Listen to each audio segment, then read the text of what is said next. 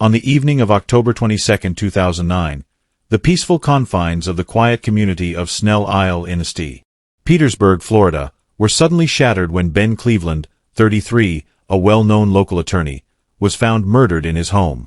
The evidence quickly pointed to his wife, Francesca, igniting a scandal full of lies, love triangles, deceit, and secrets. Ben Cleveland's murder was complex. It exposed a tangled web of lies and deceit, revealing hidden motives. Detectives Dara McLaughlin and Sean Henley, who were assigned to the investigation, found themselves dealing with a case that was anything but simple. And in fact, the results of their investigation would lead them down a path that neither of them could have ever imagined. On the night of the murder, Francesca's scream shattered the quiet neighborhood. Frantically, she called 911 to report that she had found her husband lying dead in their living room. First responders arrived on the scene to find Francesca hysterical, her clothes stained with blood. She was crouched beside her husband Ben's body, which was lying on the floor of their living room. His throat had been viciously slashed, with blood soaking into the carpet. The chaotic scene showed signs of a violent struggle. When detectives McLaughlin and Henley arrived, they found Francesca sobbing uncontrollably, cradling the lifeless body of her husband in her arms. Scouring the crime scene, Detective McLaughlin noted the absence of forced entry, which suggested that Ben had known his attacker. McLaughlin's instinct told him that this was something more than a robbery or home invasion gone wrong. As the forensic team began their work, McLaughlin questioned Francesca. She said she had been out shopping and returned home to find Ben dead. As McLaughlin surveyed the scene, Detective Henley began to interview Ben and Francesca's neighbors. Several neighbors reported that they had heard some noises and shouting coming from the home earlier in the evening. They couldn't identify the voices or what was said, but it was clear that Ben wasn't alone before his death. McLaughlin and Henley agreed that the case was more complex than it seemed. The next day, the investigation began in earnest. The detectives' first step was to reconstruct a timeline of Ben's final hours on the day of his death. They found that Ben had left his office around 5 p.m., earlier than usual. His assistant said he seemed unusually tense and distracted that day. McLaughlin and Henley then explored Ben's professional life as a corporate lawyer. Ben was known as an up-and-coming attorney in his law firm, a rising star who had made a solid reputation as a brilliant and hard-working attorney. He was known for being driven and ambitious and had made some enemies along the way, and these would need to be investigated. However, after a thorough investigation, it became clear that his business associates had no involvement in the murder. The detectives next interviewed Ben's widow, Francesca Cleveland. Francesca claimed that after meeting friends for lunch, she had spent the afternoon shopping at the local mall, Tyrone Square, and returned home at 7 p.m., only to find her husband murdered. During the interview, McLaughlin and Henley noted Francesca's behavior as cooperative yet tense. Recounting that night, her voice was shaky and her eyes filled with tears, but something seemed off about her story. Her behavior also raised suspicions. As Francesca recounted her day, she avoided eye contact and frequently glanced at her phone. Her account appeared rehearsed, almost staged. When the detectives followed up to confirm Francesca's story, they were able to verify her lunch with friends, but were unable to find any mall security camera footage to confirm her account of being at the mall. This prompted the detectives to take a closer look at Francesca Cleveland and her past. Francesca Cleveland, at 32, was a beautiful and alluring woman, a former model accustomed to being in the spotlight. She was also used to a life of privilege. Originally from Como province in the Lombardy region of northern Italy, near the Swiss border, she came from a wealthy family. At an early age, she pursued a career in modeling, and in 1995, at the age of 18, her career led her to come to the U.S. For a time, she briefly also tried her hand as an actress, however, with less success. By her mid-20s, as her modeling career began to fizzle out, she had married Mitchell Abbott, a successful Florida real estate developer. Her first marriage to Mitchell Abbott was passionate, but brief. The divorce had been bitter, with Mitchell blaming Francesca for the breakup of their marriage due to her infidelity and lavish spending habits. Yet despite the split, Mitchell still remained enamored with his ex-wife, claiming that he still loved her. Complicating matters, recently Mitchell and Francesca had appeared to have patched up their differences and had been seen together, although they claimed to be strictly France, but Ben, her current husband, disliked Mitchell and had disapproved of the relationship. This tension had deeper, darker connections that came to light later during the investigation. Taken all together, these facts led detectives McLaughlin and Henley to take a closer look at Mitchell Abbott. When contacted by the detectives, Mitchell, who lived nearby in a condo in Clearwater, appeared genuinely shocked when informed of Ben's murder. He claimed to know nothing about the murder and said that he had been at home all that night alone. Mitchell's alibi was shaky, but there was no concrete evidence linking him to the crime. Detective McLaughlin decided to keep him under surveillance. Meanwhile, back at the station, Henley interviewed Cindy Cleveland, Ben's younger sister. Cindy, 25, always had a close relationship with both her brother and her sister-in-law. But lately, there had been tensions.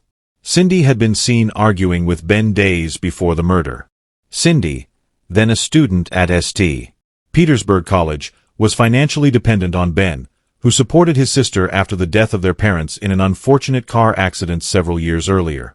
Known to love clubbing and the nightlife, Cindy resented her financial dependence on Ben, who she claimed was too strict and controlling. During questioning, Cindy admitted they argued about money and that Ben had threatened to cut her off, but she denied killing him.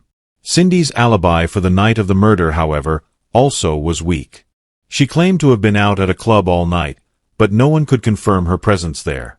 Francesca's suspicious behavior, Mitchell's shaky alibi, and Cindy's fractured relationship with her brother created a tangled web of confusion for detectives McLaughlin and Henley. They realized that there were layers of deceit and hidden motives that would need to be untangled if they were to solve Ben's murder. On the surface, Ben and Francesca Cleveland seemed like the perfect couple. They were attractive, popular, had a beautiful home, entertained lavishly, and had many friends in their community. But beneath the surface, there were cracks. Ben's success came at a price, and his hard-charging personality and demanding work schedule left little room for his marriage to Francesca. Ben entered Francesca's life soon after her divorce with Mitchell. His success offered stability and security to Francesca, whose modeling career had by now faded. They married within 3 months of meeting, but their whirlwind marriage proved to be disappointing to them both. Francesca missed the passion, excitement, and unpredictability of her life with Mitchell. While Ben grew increasingly disturbed by Francesca's lavish spending and the re-establishment of her relationship with Mitchell. Cindy Cleveland, Ben's younger sister, was another significant figure in the story. Known as the black sheep of the family, Cindy struggled with addictions and failed relationships while relying on Ben for financial support. This created a growing tension in their relationship as both came to resent the other. Cindy and Francesca also had a complicated relationship. They appeared to be close, with an undeniable chemistry. Francesca confided in Cindy about her problems with Ben, while Cindy found sympathy and support in Francesca's company. As the investigation continued, the detectives found that Ben had recently made some significant financial moves.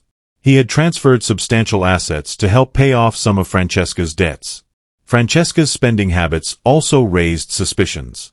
Her bank records showed large withdrawals and unexplained expenses. The detectives began to suspect that she was planning to leave Ben and start a new life. Mitchell, though seemingly out of the picture, still had feelings for Francesca. He had recently returned to town and met with her several times. Their interactions seemed friendly, but the detectives suspected that there may be more to their renewed relationship than just friendship. With each main player having both hidden and obvious reasons that could have driven them to kill Ben, the detectives focused on uncovering the possible motives behind Ben's murder. Francesca's financial troubles were glaring. Despite Ben's success, their finances were strained by Francesca's lavish lifestyle. A large life insurance policy that had been taken out on Ben by Francesca also added a sinister layer to this financial stress. As the beneficiary on the policy, Ben's death would effectively solve all of her money problems. Mitchell also had a motive. His lingering feelings for Francesca and jealousy of Ben created a volatile mix. His frequent visits to Francesca hinted at a rekindled relationship that could have turned into a conspiracy against Ben. Cindy's resentment towards Ben was well documented. She had always lived in Ben's shadow, relying on him for financial support. The argument they had days before the murders centered on money and control, with Ben threatening to cut Cindy off. This created a deep-seated resentment that could have driven Cindy to murder. Her ties with Francesca complicated matters further. Their relationship was a deeply emotional bond forged from mutual dissatisfaction and dependency.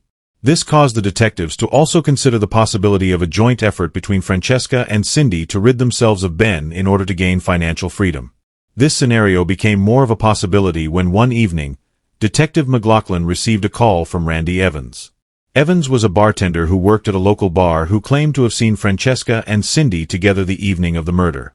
According to Evans, they appear to be in an intense conversation, suggesting more than a casual encounter.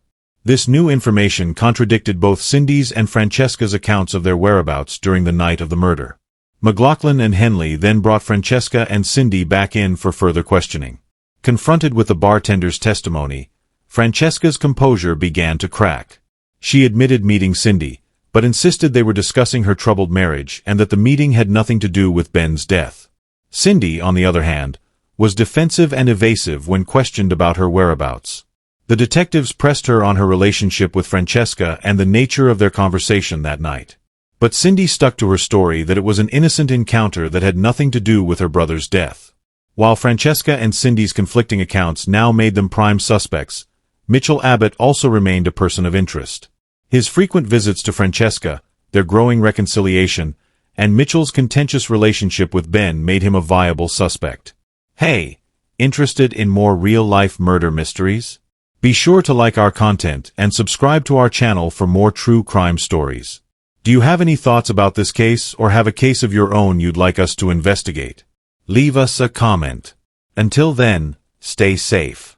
A turning point in the investigation came when Detective Henley discovered a series of text messages between Francesca and Mitchell. The messages revealed their rekindled romantic relationship and plans to meet secretly. One message sent by Francesca to Mitchell on the day of the murder read, "We need to take care of things tonight. Ben can't find out." Armed with this new evidence, McLaughlin and Henley confronted Francesca and Mitchell separately. Under the detectives' continuing interrogation, Francesca broke down under pressure, confessing to the affair but denying any involvement in the murder. Mitchell, however, maintained his innocence, insisting that the messages were taken out of context. Another breakthrough in the case came when Detective McLaughlin examined phone records and financial transactions. He believed these would provide the concrete evidence needed to tie the suspects to the crime. The phone records revealed a flurry of calls and messages between Francesca, Cindy, and Mitchell in the days leading up to the murder. The communication pattern suggested a complex but coordinated effort with Francesca at the center. On the night of the murder, there were several calls between Francesca and Cindy, as well as a brief call from Francesca to Mitchell. While these communications placed all three suspects in contact during the critical hours before the murder, the communications themselves told separate stories entirely. Mitchell's involvement became clearer as the detectives reviewed his text messages. The messages clearly suggested that Mitchell was still in love with Francesca. Francesca, for her part, assured Mitchell on the night of the murder of her love and promised him that they could be together again once Mitchell would take care of Ben. This text message, coupled with others, suggested that Francesca was encouraging Mitchell to orchestrate Ben's murder. In contrast, the text messages between Francesca and Cindy revealed an intense and passionate relationship which centered around their mutual frustration with Ben and their dreams of living a life together free from his control. The messages between them, however, did not suggest that there was a plot between them to murder Ben. McLaughlin also discovered an unusual transaction in Francesca's bank account. A large sum of money had been transferred from Francesca and Ben's joint account to an offshore account held only in Francesca's name just days before Ben's death.